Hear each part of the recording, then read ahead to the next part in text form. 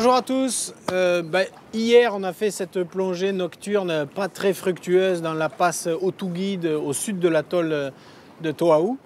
Une plongée pas très fructueuse, on s'est littéralement fait éjecter à l'intérieur du lagon sans qu'on comprenne ce qui nous arrive.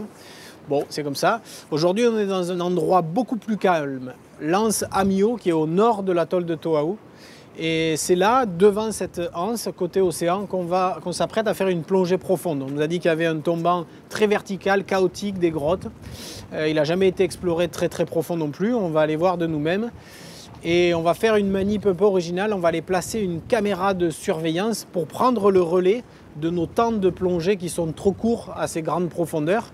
La caméra, elle, va rester et on viendra la récupérer un jour ou deux, et je vais laisser la parole à Thibaut Roby vous en parler. Thibaut, c'est un des plongeurs profonds de l'expédition, c'est même lui qui est en charge de gérer tous les gaz de nos plongées. Il y a des mélanges spécifiques à faire à base d'hélium, c'est lui qui a la responsabilité de tout ça, et c'est lui aussi qui va avoir la responsabilité de descendre cette caméra et de la poser au fond, une caméra conçue par Manu, mais Thibaut va vous en parler mieux que moi. Salut! Et là, on a une caméra de vidéosurveillance, une caméra autonome, et on va profiter de la plongée d'aujourd'hui, donc une plongée profonde, pour aller la poser au-delà de 100 mètres de fond. Donc la caméra, elle est conçue comme ça, c'est Emmanuel Lefebvre et son père qui nous ont conçu ça. En bas, ils ont mis un gros tube étanche avec une batterie à l'intérieur. En haut, un plus petit tube avec un dôme qui contient une petite caméra de vidéosurveillance qu'on peut programmer pour qu'elle s'enregistre uniquement quand il y a du mouvement. Ça évite qu'elle enregistre en permanence, donc quelque chose d'intéressant qui passe devant.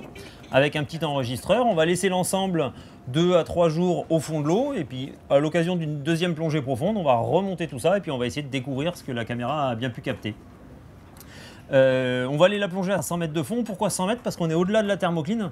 Et l'espoir, c'est de réussir à attraper à l'image des espèces qu'on n'a pas l'habitude de voir en plongée. Parce que même si on utilise des recycleurs, même si on plonge longtemps, dans ces profondeurs-là, on est quand même très limité en temps d'observation. Donc ça va être un peu nos yeux sous l'eau. Alors c'est pas aussi efficace qu'un œil humain, mais c'est au moins l'avantage de pouvoir rester très longtemps sous l'eau et puis de faire les observations à notre place. Du coup, pour faire cette plongée à 100 mètres, comme c'est quand même pas mal encombrant, il va falloir emmener ça en plus du matériel habituel de plongée profonde, c'est-à-dire les 2 blocs de secours, le recycleur, les scooters pour pouvoir se déplacer et avancer quand même assez vite et puis minimiser les efforts au fond.